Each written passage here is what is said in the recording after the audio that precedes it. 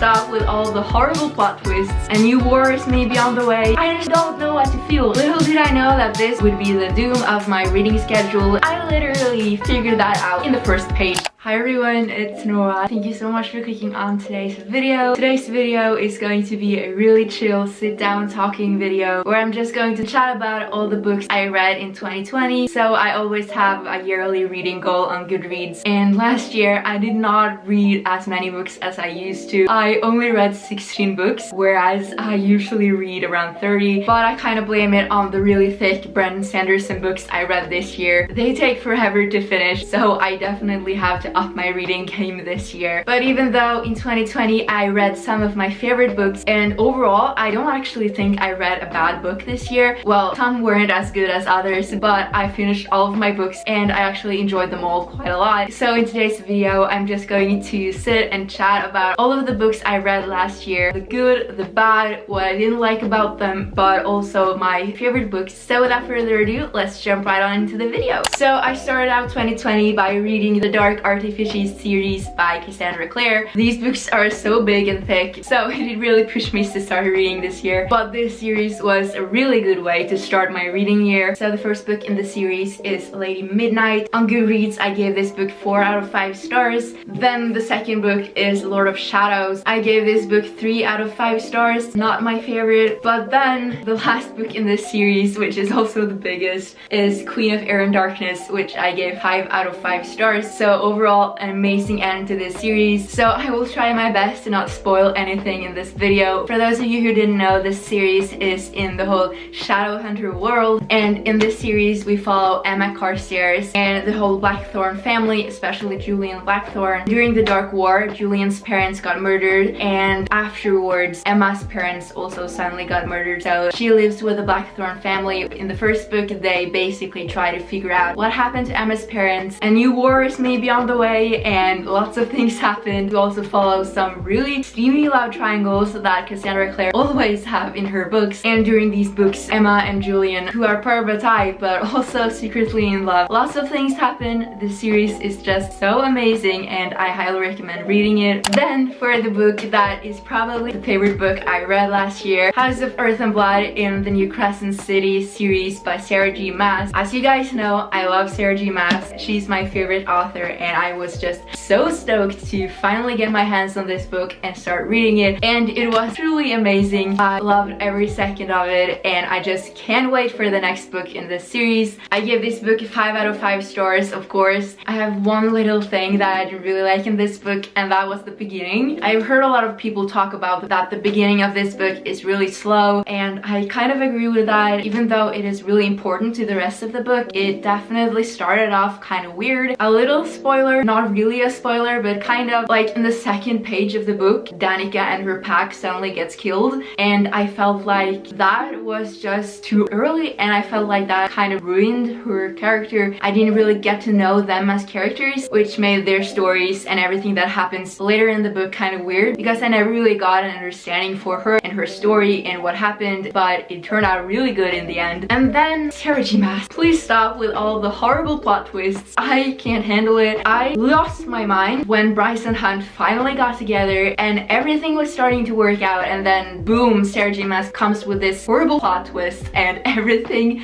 just falls down, and it is so frustrating, but it's kind of also what makes Sarah J. Maas's books so amazing. Overall, a really amazing book. Can't wait for the next one. I started a lot of series this year, and the next series I read is The Mirror Visitor Quartet by Crystal Davis. This is probably one of the most beautiful series I have read. I'm not finished with it. I've only read the 2 first books in the series. They're so beautiful. I love the plot. I love the characters, and the way Crystal Davis writes the story just makes me feel a certain way. So the first book in the series is A Winter's Promise. I gave this book 4 out of 5 stars, and then the next one is The Missing of Claire de Lune. I gave this a 5 out of 5 stars. First of all, these books are probably the most beautiful books I have. The cover and the design and the colors are just so beautiful. So this quartet takes place in a world made of different arcs, and there are different spirits who rule each arc with different powers, and we meet the girl Ophelia, who is the main character character, and she's just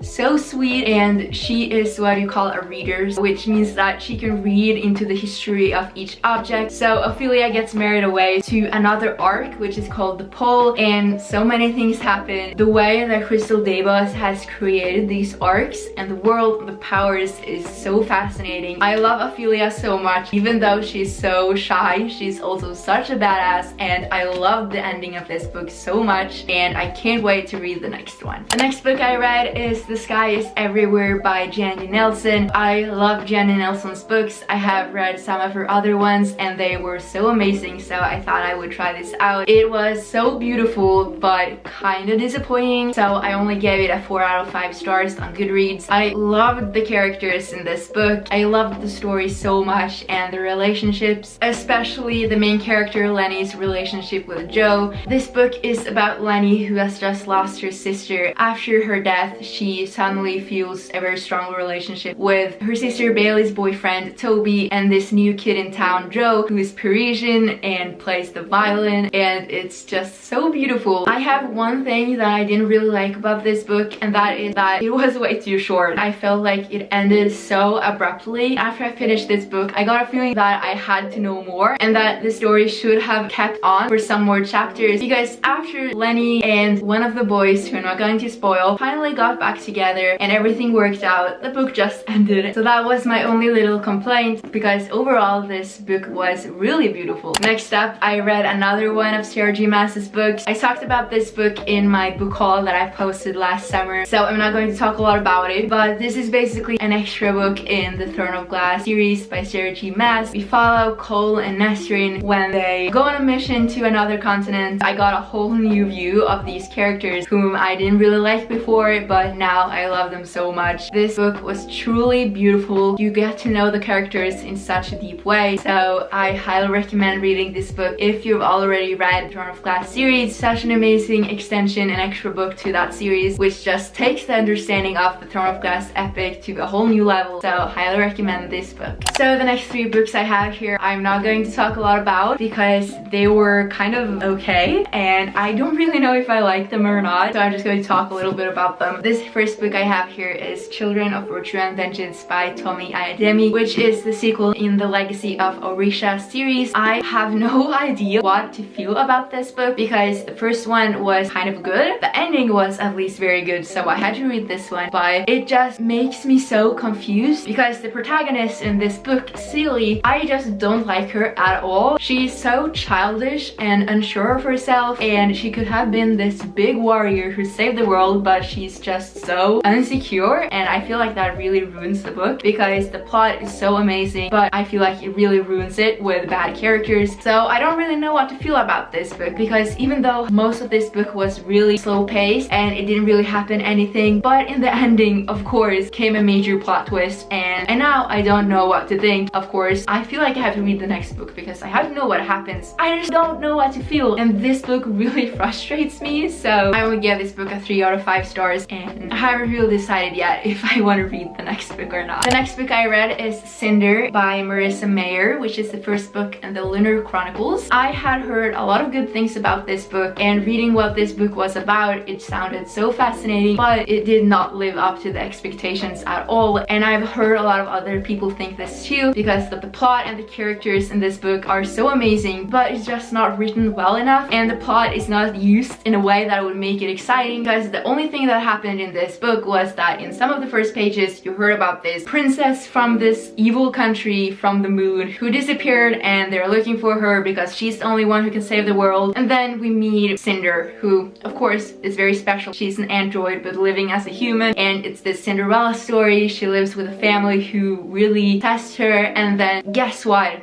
Major spoiler, I'm sorry, but in the end of the book she turns out to be the princess, and I literally figured that out in the first page when I first heard about that princess. Like, if you have read any fantasy books in your life, you just know. So it was really disappointing that the only thing that happened in this book was that yes, she is the princess. You could have said that in the first chapter. This book is just so frustrating. I got so disappointed, and I'm not going to read the next books in this series. I'm really sorry. If you like this book, these are just my thoughts. Yeah, let me know if you feel the same. So then in the middle of 2020 I started reading Brandon Sanderson, and little did I know that this would be the doom of my reading schedule and that my reading numbers would just plummet onto the ground, because these books are hella thick and they take forever to finish. I, amazingly enough, was able to read almost 3 of them. I must say this is probably my favorite series ever. Brandon Sanderson writes so amazing books. So this is the Stormlight archive by Brandon Sanderson. The first book is The Way of Kings, then the second book is Words of Radiance, and then I am soon finished with the third book, which is Oathbringer. So I'm mostly going to just talk about the first one, because for me to be able to talk about these 2 other ones I would have to spoil a lot of things, and I don't want to do that. What the Stormlight archive is about is kind of hard to explain, because you follow so many different characters and stories, and there are so many different plot twists, and the world is so complicated, but I will try to explain it as best as I can without spoiling too much. So this story takes place in Russia. Mostly in this first book we follow Kaladin, who was supposed to be surgeon, ended up as a warrior, but then we meet him now as a slave. We also meet a lot of other people like Dalinar Kholin, who is the king's brother and the great warrior. We also meet Shalan Devar, who is from this country called Jakavet. She's a scholar trying to get an apprenticeship with the greatest scholar of their time called Jasna, and there are just so many things happening. The whole plot in this series is that there were many so-called desolations where these voidbringers destroyed the world, and you have these warriors called heralds, and then we meet these characters many thousand years later, and the voidbringers suddenly come back and a new desolation is on its way. It's just so amazing. This video is getting really long, so I'm not going to talk about all the books I read, so I'm going to finish up this video with King of Scars by Leigh Bardugo. I gave this book a 4 out of 5 stars, and this book is a new series in the whole Grishaverse world Leigh Bardugo has created. I have already read the Six of Crows series, which I really like, so I feel like I was able to enjoy this book way more when I've already read that book. So I highly recommend reading some of the other books in the Grishaverse series before you read this one, because we follow some of the same characters. I love this book so much. I love that we follow so many different characters. We follow Nina Senek, who was one of the main characters in the Six of Crows series, on her mission as a spy in Fjorda. And we also follow the king Nikolai. Nikolai is something like that, who is the king of Ravka, which has experienced so many civil wars and oppression that it is really hard to be a king. He's basically battling this big monster that has taken hold of his body. We follow him trying to destroy this monster and make peace in his country, and then we also follow Nina, who's working as a spy trying to save other Grishas living in Fjorda, but many things happen, of course, and this book is so amazing, and I can't wait to read the next book, which is coming out this year. So that was everything for today's video. I really hope you guys enjoyed it and maybe got some new recommendations for books to read this year. I will see you guys in my next video. Bye!